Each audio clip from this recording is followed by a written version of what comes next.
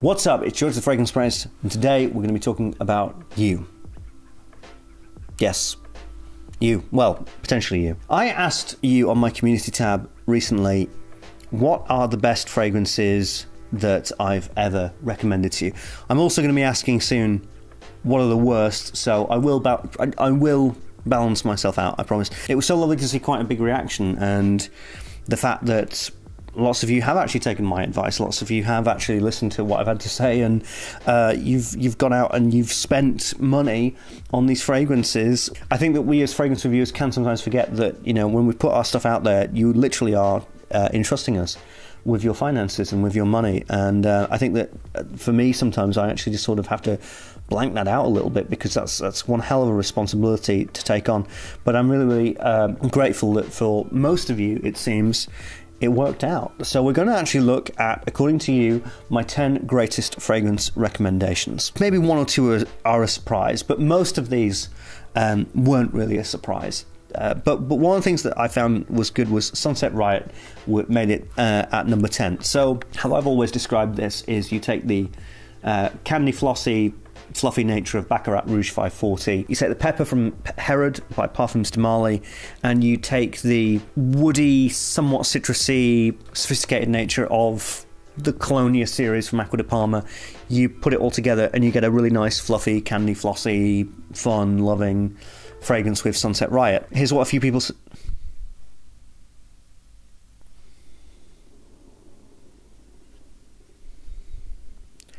Just pretend it's on. I'm not going all the way over there to relight it. I'm busy, you know what I mean? Ryan Schultz said, easy one for me, Sunset Riot. I tried a sample of Baccarat Rouge 540 and really liked it, but the price tag was a little bit to swallow, so I'd decided to settle for a clone. Then, after spending a couple hours watching some of your videos, you mentioned Sunset Riot, and the way you described it was just perfect. The subtle changes you mentioned were exactly what I was hoping for and wishing in for this fragrance. So that's good. I'm glad that actually, you know, if you are somebody who likes Baccarat Rouge 540, you're sort of into the DNA, but yes, the price tag is very intimidating and it's a little bit sort of unnecessary. And also, if you're a guy and you're wanting something that's leaning a little bit more masculine, I think that I was right with Sunset Riot, to be honest. Next one, a lot less of a surprise, and that is Tobacco Vanille. I describe Tobacco Vanille as European kind of chocolatey, spicy dessert. I did a review in Tallinn, Estonia, where the Christmas markets were. It's always reminded me of Christmas. It's always been a Christmassy scent to me, and I'm glad that that translated very well to many people. Lauringia says, I first heard about Tobacco Vanille by Tom Ford on your channel. I enjoyed the way you described it and made me want a sniff. Though it leans more masculine than I normally go for, I got a sample and fell in love. It's interesting because to me, Tobacco Vanille isn't necessarily the most masculine fragrance. I think that the sweeter accords could actually be interpreted as feminine, but the tobacco itself and the spiciness that goes along with that could be interpreted as more manly, as more masculine. But that vanilla and just the fun energy of it, the more sensitive and jolly energy of Tobacco Vanille, to me has always made it a little bit less masculine, but I'm really glad that people like that, and it is one of my absolute favourite fragrances.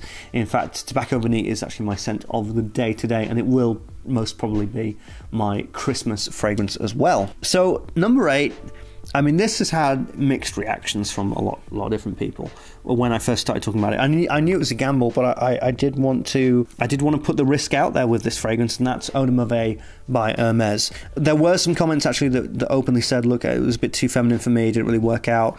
But on the whole, people absolutely were blown away by it. Mathis de Olivia says it was Eau de Merveille to me.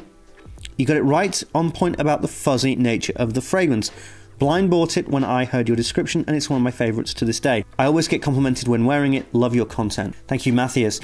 Interestingly, that's how I try to describe Eau de Merveille. It is a great, fun-loving, zesty, fun orange fragrance that I really do enjoy and think it's great. It just reminded me of so many classic compliment guessers. The fuzzy sweetness mixed with some citrus and a little bit of vanilla, you know, that we've seen in many different fragrances, such as Aventus, such as L'Homme Sport. Not necessarily the same notes, but more just the combination of something that's clean and something that's fizzy.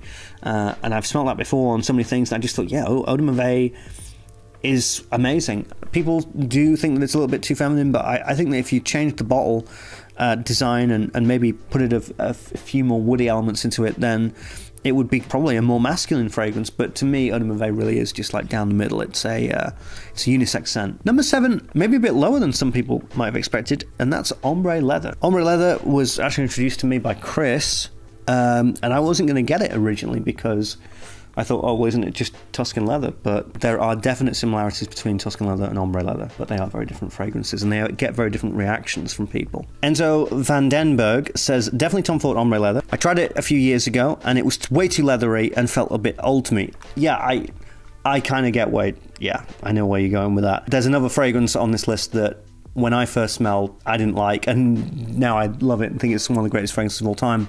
And people have also had these similar experiences. After you described it as a sexy grown-up fragrance that can instill confidence, I tried it once more and fell in love with it. Probably because I'm not in university anymore, different setting, professional work environment. Couldn't agree more, really. I think that your setting and where you are in your life, how you feel your life is going, how you feel things are going with you, and where you are in your career and where you are with your relationships, all seem to have a bit of a symbiotic effect on different fragrances. So I completely agree. And yes, it is very grown up, and it does instill a lot of confidence still to this day. So I'm going to put number 6 together, and that is Hugo Boss, The Scent, Absolute, and Private Accord. Going to bunch those together because pretty much the same number of people said it, and you know, they're similar fragrances. Lots of people mentioned this. I'm glad. So funny, I was not a big fan of the original scent, but when I smelled Absolute, I really got it, and when I smelled Private Accord, I got that even more. I think that is apart from the silly summer one that they made, that's been a pretty flawless line of fragrances, if I'm honest. I even think that the Parfum version is, I mean, it's a bit too sweet, but it's good, you know. It's great. Eddie B says, Boss The Scent Absolute. It just works incredibly well on my skin as a sweet fragrance. I sold Wanted by Night and a few others because this one serves the purpose and does a way better job. It's tastefully done without being overbearing and juvenile like many other designers nowadays. You were spot on with this. You know, that's pretty much what I've been saying, which was it is a fragrance that does sum up a lot of other designer fragrances like Wanted by Night, and you can buy the Scent Absolute, and there are so many fragrances that you don't necessarily have to buy because it hits the nail on the head with many different fragrances. Men's designer fragrances are changing, but they seem to be changing a lot slower than they were a few years back. You know, in 2000, you look at 2010 and then you look at 2015, in that 5-year period, like, so much change, so many different ideas were coming in, and a fragrance that smelled good in 2010, apart from Aventus, obviously, was kind of old by 2015.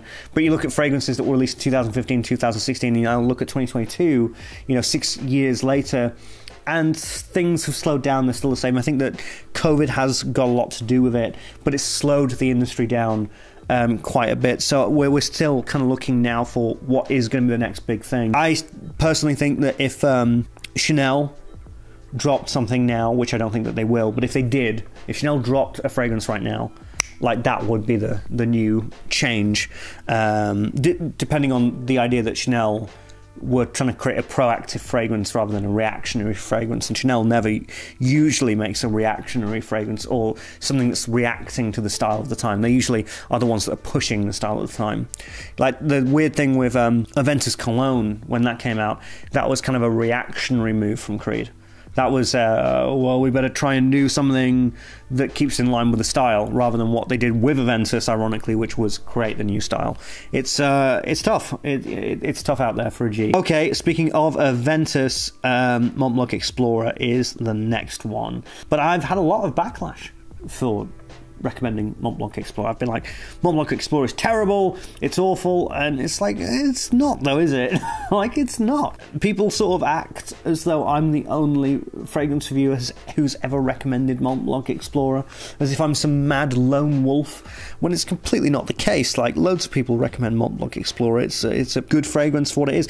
Neither do I think that Mont Blanc Explorer is like this amazing achievement. I think it's a bit cheeky, and you know, I think that that was a reply to the slight that Aventus gave them with original Santal, because they copied Mont Blanc Individual, which is on the big clones video that I did. So it's all incestuous silliness. James Cutter says, Mont Blanc Explorer without a shadow of a doubt. It's just the scent for everyone, and the one that everyone seems to like without being the same old sweet scent that a lot of people go for. That was another advantage that went with Mont Blanc Explorer. Like, whilst the blue fragrances are happening, and whilst, you know, the sugary, you know, Jean-Paul Gaultier Scandal, Invictus types fragrances are just like piling out, we've got a fragrance that you and I know is Creed's Aventus, but you've got to understand that a lot of people didn't know that it was Creed's Aventus. Most people, well, arguably, most general people don't know what Creed's Aventus smells like. Like we're talking like the general of the general audiences. So when people smelt Mont Blanc Explorer and they hadn't been exposed to Creed's Aventus, they would have thought, oh, this is new. This is new, this is original, this is great. And it takes the best parts of Aventus, or rather the parts of Aventus that are going to be more mass appealing. Like when Aventus was a lot more birchy and earthy and woody and gravelly, like we pine for those days because we're, you know, that's when it was a proper niche fragrance. That's when it was a legitimate niche boutique fragrance. It's now not that. I think that Creed has accidentally reformulated Aventus into sort of the picture in people's heads of what Aventus smells like, when it actually didn't really smell like that all those years ago. And Mont Blanc Explorer has sort of done that to the highest level of like consumerism. So now you've got Explorer, and again, I don't think that Explorer is an amazing like out there fragrance, but I know that it's going to be popular.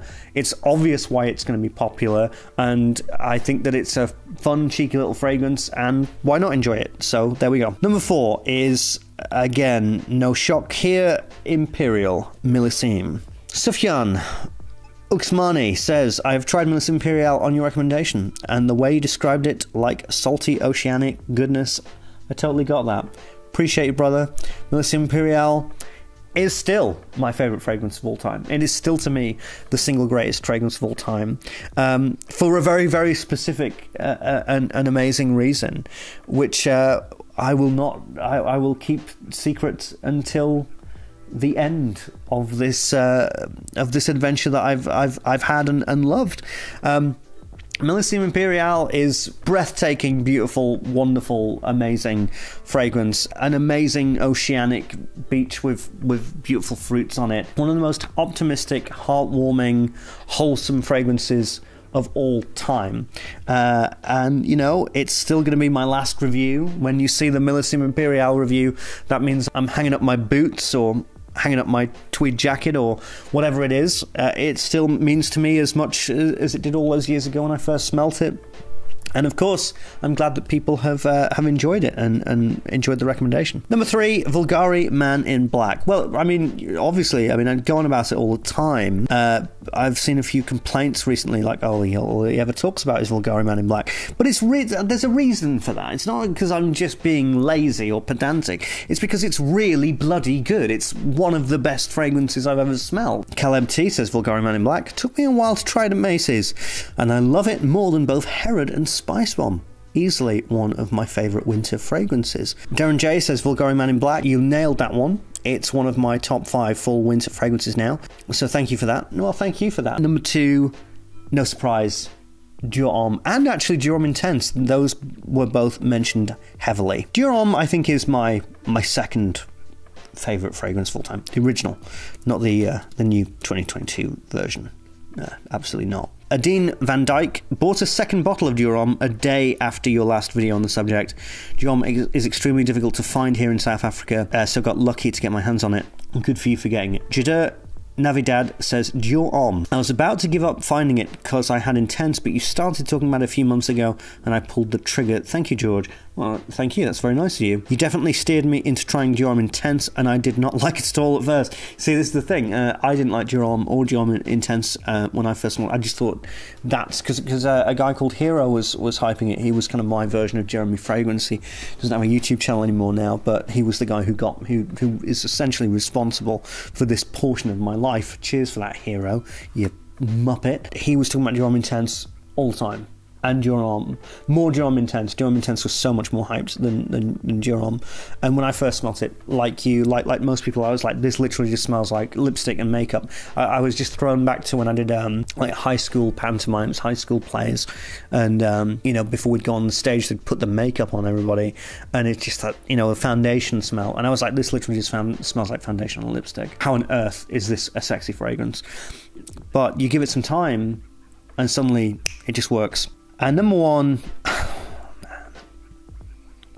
the number one fragrance, or fragrances, there's two of them, but the number one thing that I kept seeing again and again and again, just recommended, like talked about the recommendations and all that kind of stuff, was ARMAF Sillage and ARMAF Milestone. Those two, I mean, this is no surprise in one way, those two videos have got stupid amounts of views, and I did not think that like the ARMAF Sillage video would do anywhere near as, you know, well as it did, but it's now like the video that I'm known for, you know, which is so weird. I used to be known for the Kisses Rain video.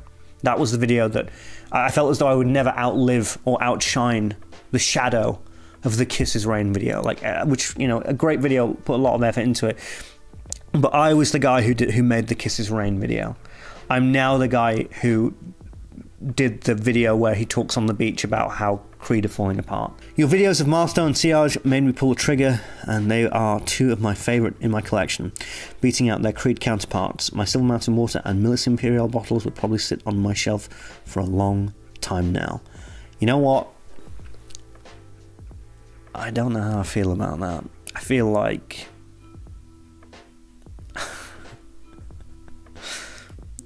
a sort of betray, like I betrayed the oath that I sought to protect, or something dramatic like that. Yeah, I feel, I don't completely feel at ease with that. The number one thing that everybody said was two clones of Creed. I mean, it makes sense in one way, you know, but yeah, I feel a little bit weird about that, but it's not up to me, it's up to you. People always say, oh, you know, you have such a hatred towards Creed, you have such a disdain towards Creed. I think that that's a misunderstanding. I don't hate Creed. I worked for Creed. They were great. They were a good company to work with. I just dislike what they've become. And what I really dislike about it is they didn't have to be where they are now. There are so many easier decisions that they could have made, to the point where you've got a clone house like clipping at their heels. And yeah, like, I don't hate them at all, but I'm nervous for them. I think that things are going badly. I think that the sale was not a good idea, and I think that shit could hit the fan. You have entrusted me with my recommendations, so let me give you one last recommendation. A few months ago, a lot of you entrusted over £21,500 on a short film that I made in the summer called From Here to There. It's my favourite thing I've ever produced. It's probably the best thing I've ever produced, with such an incredible and awesome team. It's going to be released on Christmas Day, but if you pre-order it now, you will get it £1 cheaper than you would after Christmas Day. It's available for only $2.99, which is far cheaper than all of the fragrances that I spoke about today. It's only £3 to buy this film. It's a film about a young man who's built a teleporter to impress a girl, but she's not really into him. On their small adventure, they go through lots of different fun experiences. They go to different places. It's an extremely fun and thrilling film. It's gotten tons of great reviews that you can read. It's gotten into over 20 film festivals at the recording of this video. It's been an absolute smash, and I'd say that a great deal of the success of the film has been down to you supporting me, to you teaching me, to you giving me feedback on how to produce content, how to produce videos. So if you weren't a Kickstarter backer, of course, if you were a Kickstarter backer, you can already watch it for free. But if you missed the Kickstarter, you're interested in my projects, you want to see like the top, highest level that I can go to, check out From Here to There. The link is in the description, or just go to www.watchfromheretothere.com HUGO.com and pre-order it now at $2.99 to avoid disappointment. And on midday at Christmas Day, it will be released. Also on Boxing Day, I'm going to be streaming a watch-along live stream on The Fragrance Apprentice, but you will have to buy it so that you can watch it with me. Anyway, I'm The Fragrance Apprentice. Thank you so much. It's been an amazing video going through all these different fragrances that I've recommended over the years, and it's just lovely to know that you trusted me. I'll definitely do a sequel video where I talk about the worst. The worst fragrance recommendations that I've got. That would be fun, and I'll put a community post about that very soon. Anyway, I'm The Fragrance Apprentice. Thanks. Go pre-order from here to there now. Bye.